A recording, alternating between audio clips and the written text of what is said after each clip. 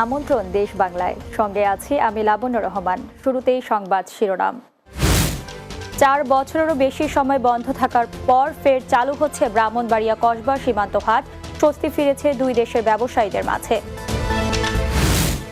এবং গ্রাম বাংলার ঐতিহ্য তুলে ধরতে জামালপুরের সরিষাবাড়িতে শুরু হয়েছে নবান্ন উৎসব মেলা।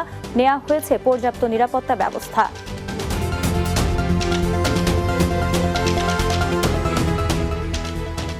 শুনছিলেন শিরোনাম, এবার বিস্তারিত। দীর্ঘ 4 বছরের বেশি সময় বন্ধ থাকার পর ফের চালু হচ্ছে ব্রাহ্মণবাড়িয়ার কসবা সীমান্ত হাট। দীর্ঘ প্রতীক্ষার পর হাটটি চালুর খবরে স্বস্তি ফিরেছে এই হাটের দুই দেশের ব্যবসায়ীদের মাঝে। মহামারী করোনার পর দেশের সবকয়টি সীমান্ত হাট চালু হলেও বন্ধ ছিল এই হাটটি। হাটের পরিষ্কার পরিচ্ছন্নতার কাজ শেষ হওয়ার এ মাসের শেষ সপ্তাহে চালু হওয়ার কথা জানিয়েছেন দুই দেশের হাট পরিচালনা কর্তৃপক্ষ। ব্রাহ্মণবাড়িয়া কসবা প্রতিনিধি রুবেল আহমেদের প্রতিবেদনে জানাচ্ছেন মাসুদ রানা। 2015 সালে 11 জুন ভারত বাংলাদেশ সরকারের যৌথ উদ্যোগে ভারতের সিপাহীজলা জেলা ও বাংলাদেশে ব্রাহ্মণবাড়িয়া জেলা কসবার তারাপুর সীমান্তে শুভ সূচনা হয় কসবা সীমান্ত হাটের। দুই দেশের বাসিন্দাদের মধ্যে বন্ধুত্বপূর্ণ সম্পর্ক এবং বৈধভাবে দুই দেশের বিভিন্ন পণ্য বেচা কেনার লক্ষ্যে ক্রেতা বিক্রেতাদের সমাগম হতো এই হাটে। করোনার কারণে 2020 সালে মার্চ মাসে দুই দেশের বাণিজ্য মন্ত্রণালয়ের নির্দেশনায় হাটটি অনির্দিষ্টকালের জন্য বন্ধ ঘোষণা করে পরিচালনা কমিটি। করোনার পর খোলার বিষয়ে কয়েক দফা সভাও হয়। পরে 2 জুলাই খোলার বিষয়ে বৈঠকে বসেন দুই দেশের পরিচালনা কমিটি।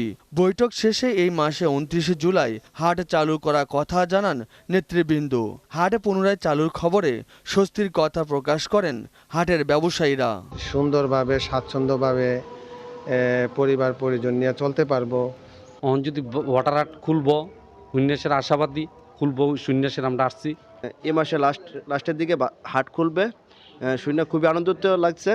এখন পুনরায় চালু হলে সীমান্ত চোরাচালান প্রতিরোধ সহ দুই দেশের মানুষের মিলন মেলায় পরিণত হবে হাটটি।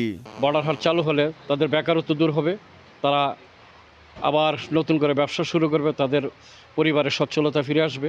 এই বর্ডার হাট যদি চালু হয় আমরা আশা করছি যে সীমান্ত চোরাচালান অনেকাংশে হ্রাস পাবে। চলতি মাসে 29 জুলাই হাট খোলার বিষয়টি ঊর্ধ্বতন মহলে অবহিত করা হবে এবং এই তারিখেই পুনরায় হাট চালু হবে বলে আশা করছেন সংশ্লিষ্টরা। 30 জুলাই আমরা মোটামুটি টেন্টেটিভ আমরা ঠিক করেছি, সেটা আমাদের অথরিটিকে আমরা কমিউনিকেট করব, করার পরে আপনার অ্যাপ্রুভাল আমাদের ডিসিশনটা হবে। আমাদের আইন আছে, এই সীমান্তবর্তী এলাকার 5 কিলোমিটারের মধ্যে যারা বাসিন্দা তারাই মূলত কেনাকাটা করবেন। তো আমরা সর্বোচ্চ চেষ্টা করব এই আইনটার মধ্যেই থাকার জন্য।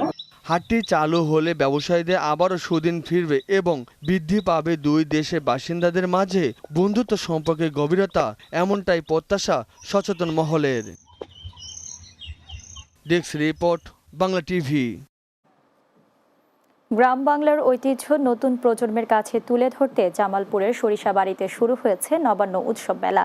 সরিষাবাড়ি প্রতিবন্ধী বিদ্যালয় ও পুনর্বাসন কেন্দ্রে উন্নয়নে এই মেলার আয়োজন করা হয়। বিচ্ছিন্ন ঘটনা এড়াতে নেওয়া হয়েছে পর্যাপ্ত নিরাপত্তা। জামালপুর সরিষাবাড়ি থেকে মিজানুর রহমান মিজানের প্রতিবেদন, জানাচ্ছেন সুরাইয়া সীমা। জামালপুরের সরিষাবাড়িতে নবান্ন উৎসব মেলায় ছোট বড় মিলিয়ে 63টি স্টল বসানো হয়েছে। এসব স্টলে গ্রামীণ বিভিন্ন ধরনের পসরা সাজিয়ে রাখা হয়েছে। এছাড়াও মেলায় বিনোদনের জন্য নাগরদোলা, সার্কাস, সাম্পান নৌকা, সুপার চেয়ার, ড্রাগন ট্রেন, মেডিঘোড়া, ডোরিমন ট্রেন, ওয়াটার রোলার সহ আরো অনেক বিনোদনের ব্যবস্থা রাখা হয়েছে দেশীয় সংস্কৃতির ব্যবস্থাও। মেলা দেখতে আসা দর্শনার্থীরা বলেন দীর্ঘদিন পর হলেও এ আয়োজনে খুশি তারা। পরিবার পরিজনে বিনোদনের একটু জায়গা হয়েছে। অনেকদিন পর মেলা হইলো, আর বাণিজ্য মেলা এই মেলার এরিয়া পর্যন্ত আয়োজন অনেক ভালো হয়েছে। আসছি, অনেক আনন্দ করলাম, বাচ্চা নিয়ে ঘুরলাম, সবকিছু মিলে ভালোই আছে। আয়োজকরা বলেন গ্রাম বাংলার ঐতিহ্য নতুন প্রজন্মের সামনে তুলে ধরতে এ উৎসবের আয়োজন। গ্রাম বাংলার ঐতিহ্যকে তুলে ধরার লক্ষ্যে আসলে এই মেলার আয়োজন। এই মেলাটার মধ্যে বিনোদন সহ কেনাকাটার সমস্ত ব্যবস্থা আছে। মানুষকে বিনোদন দেয়া এবং গ্রাম বাংলার ঐতিহ্যের সাথে সেতু বন্ধন গড়ে তুলতেই এ মেলার আয়োজন। Desk report, Bangla TV. টাঙ্গাইলের দেলদুয়ারে ৬ষ্ঠ উপজেলা পরিষদ নির্বাচনে নির্বাচিত চেয়ারম্যানদের দায়িত্ব গ্রহণ ও প্রথম মাসিক সাধারণ সভা অনুষ্ঠিত হয়েছে। নবনির্বাচিত chairman Mahmudul Hasan, vice chairman Mashiur Rahman Hridoy ও নাহিদা সুলতানা পলিকে বরণ করে নেয় উপজেলা প্রশাসন। উপজেলা পরিষদ মিলনায়তনে অনুষ্ঠানে প্রধান অতিথি ছিলেন বাণিজ্য প্রতিমন্ত্রী আহসানুল ইসলাম টিটু। উপজেলা নির্বাহী কর্মকর্তা মোসাম্মদ শাকিলা পারভিনের সভাপতিত্বে সভায় উপজেলা সহকারী কমিশনার ভূমি মোস্তফা আবদুল্লাহ আল নূর, ওসি প্রদূত সরকার সহ অনেকে উপস্থিত ছিলেন। 2016 সালে কিশোরগঞ্জের ঐতিহাসিক শোলাকিয়া ঈদগাহ ময়দানে জঙ্গি হামলায় নিহতদের নিয়ে স্মরণ সভা অনুষ্ঠিত হয়েছে। জেলা প্রশাসনের সহযোগিতায় অনুষ্ঠানের আয়োজন করে জেলা পুলিশ। আজিমউদ্দিন উচ্চ বিদ্যালয়ের পাশে স্থাপিত নিহত কনস্টেবল জহিরুল ও কনস্টেবল আনসারুলের প্রতিকৃতিতে ফুল দিয়ে শ্রদ্ধা জানান জেলা প্রশাসক মোহাম্মদ আবুল কালাম আজাদ ও পুলিশ সুপার মোহাম্মদ রাসেল শেখ। পরে জঙ্গি হামলায় নিহত গৃহবধূ ঝর্ণা রানী ভৌমিকের স্মৃতির প্রতিও শ্রদ্ধা জানান তারা। জেলা মহিলা পরিষদও পৃথকভাবে নিহতদের স্মৃতির প্রতি শ্রদ্ধা জানিয়ে পুষ্পার্ঘ্য অর্পণ করে। প্রসঙ্গত 2016 সালে 7 জুলাই ঈদুল ফিতরের দিন শোলাকিয়া ঈদগাহ সংলগ্ন আজিমউদ্দিন উচ্চ বিদ্যালয়ের পাশে পুলিশের চেকপোস্টে জঙ্গি হামলা হয়।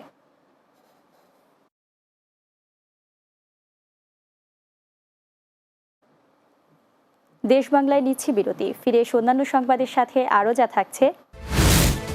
বরগুনার করইতলা সরকারি প্রাথমিক বিদ্যালয়ে ইসলাম শিক্ষা পাঠদান থেকে বঞ্চিত শিক্ষার্থীরা, শিক্ষক নিয়োগের আশ্বাস প্রাথমিক শিক্ষা অফিসারের।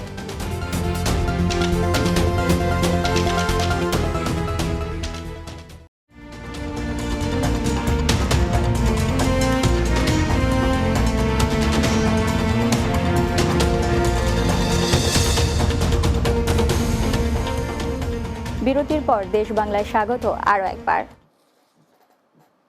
বরগুনার তালতলী উপজেলার করইতলা সরকারি প্রাথমিক বিদ্যালয়ে গত 5 বছর ধরে ইসলাম শিক্ষা পাঠদান থেকে বঞ্চিত কোমলমতি শিক্ষার্থীরা। মুসলিম শিক্ষকের অভাবে হিন্দু শিক্ষিকা দিয়েই পড়ানো হয় ইসলাম শিক্ষা বই, এমন অভিযোগ শিক্ষার্থী অভিভাবকদের। তবে ভারপ্রাপ্ত প্রধান শিক্ষকের দাবি, হিন্দু শিক্ষিকা দিয়েই পড়ানো হচ্ছে ইসলাম শিক্ষা বই। বরগুনা থেকে বেলাল হোসেন মিলনের পাঠানো রিপোর্ট জানাচ্ছেন অর্ডব নাসির। ইসলাম শিক্ষা বই পড়ানোর জন্য নেই কোনো মুসলমান শিক্ষক বা শিক্ষিকা। 4 জন হিন্দু শিক্ষিকা দিয়েই চলছে স্কুল। অভিভাবকদের দাবি, গত 5 বছর ধরে ইসলাম শিক্ষা বই পড়ানো হয় না তাদের ছেলেমেয়েদের। বরগুনা তালতলী উপজেলার পচাকোড়ালিয়া ইউনিয়নের 34 নম্বর করইতলা সরকারি প্রাথমিক বিদ্যালয়ে মোট শিক্ষার্থীর সংখ্যা 87 জন। এর মধ্যে 40 জন মুসলমান শিক্ষার্থী। গত 5 বছর ধরে এ বিদ্যালয়ে কোনো মুসলমান শিক্ষক যোগদান করেননি। বর্তমানে 4 জন শিক্ষিকা আছেন, তারা সবাই হিন্দু। ছাত্রছাত্রীদের অভিযোগ, ইসলাম শিক্ষা বই তাদের পড়ানো হয় না। আমাদের ইসলাম শিক্ষা পড়ার জন্য একজন মুসলমান স্যার দরকার। আমাদের ইসলাম ধর্ম শেখানোর জন্য একজন শিক্ষক দরকার। বিদ্যালয়ে দ্রুত মুসলমান শিক্ষক বা শিক্ষিকা নিয়োগ দেওয়ার দাবি অভিভাবকদের। এই 5 বছর ধরে কোনো মুসলমান মাস্টার নাই, আর ইসলাম ধর্ম পড়ানো হয় না জায়গায়। মানে মুসলমানদের শিক্ষক একদম প্রয়োজন, মানে এই স্কুলে, কারণ ইসলামিক কোনো শিক্ষার কোনো নেই। ইসলাম শিক্ষা বই না পড়ানোর কথা স্বীকার করে শিক্ষিকারা বলেন, ইসলাম ধর্ম বই পড়ানোর জন্য একজন মুসলমান শিক্ষক প্রয়োজন। ধর্মীয় বিষয় পাঠদানের জন্য একজন আমার মুসলমান একজন সহকর্মী একজন দরকার। শিক্ষার্থীদের ইসলাম শিক্ষা পাঠদানের অসুবিধা হয়। ভারপ্রাপ্ত প্রধান শিক্ষক বলেন, পাঠদান বন্ধ নেই, হিন্দু শিক্ষক দিয়ে ইসলাম শিক্ষা পাঠদান করানো হয়। শিক্ষার্থীদের ইসলাম শিক্ষা পাঠদানের জন্য আমরাই ক্লাস নেই যদিও, তারপরে যদি একজন মুসলমান শিক্ষক হয় তাহলে শিক্ষার্থীদের ইসলাম শিক্ষা বিষয়টা একটু ভালোভাবে শিখতে পারে। দ্রুত সময়ের মধ্যে ইসলাম ধর্ম বই পড়ানোর জন্য একজন শিক্ষক নিয়োগের আশ্বাস দেন তালতলী উপজেলা প্রাথমিক শিক্ষা অফিসার। আমরা চেষ্টা করব যাতে এই সমস্যার সমাধান করা যায় এবং একজন মুসলিম শিক্ষক ওখানে ডেপুটেশনে দিয়ে হলেও আমরা মুসলমান ছাত্রছাত্রীদের ইসলাম ধর্ম পড়ার সুবিধার্থে আমরা চেষ্টা করব একজন শিক্ষক ওখানে দেওয়ার। Desk report, Bangla TV. নানা আয়োজনে দেশের বিভিন্ন স্থানে সনাতন ধর্মাবলম্বীদের রথযাত্রা অনুষ্ঠিত হয়েছে। ঢাকার ধামরাইয়ের রথখোলা এলাকায় মাসব্যাপী রথ মেলার উদ্বোধন করেন স্বাস্থ্য ও পরিবার পরিকল্পনা মন্ত্রী ডক্টর সামন্তলাল সেন।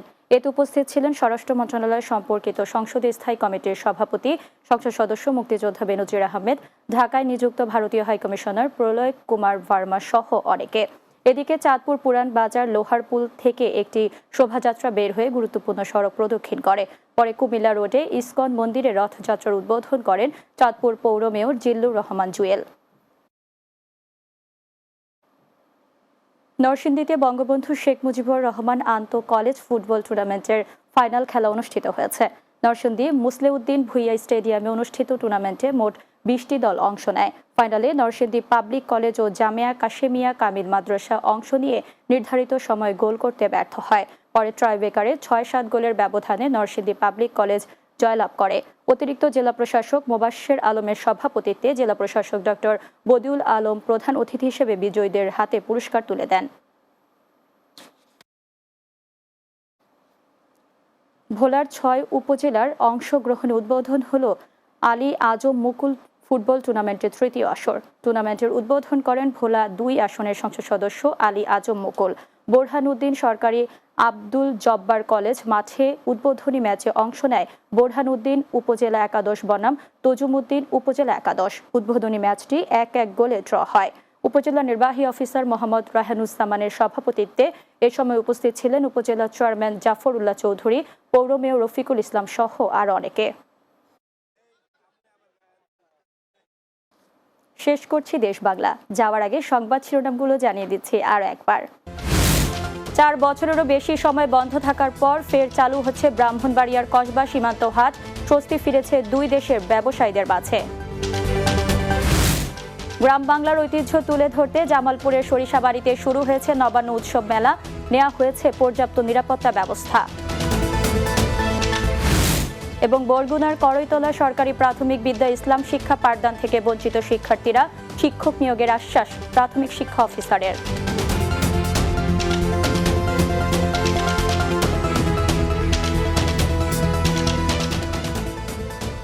এই ছিল দেশ বাংলায়। আমাদের পরবর্তী সংবাদ বিকেল 4:30 দিনের বাংলা দেখার আমন্ত্রণ রইল। এতক্ষণ সঙ্গে থাকার জন্য ধন্যবাদ সবাইকে।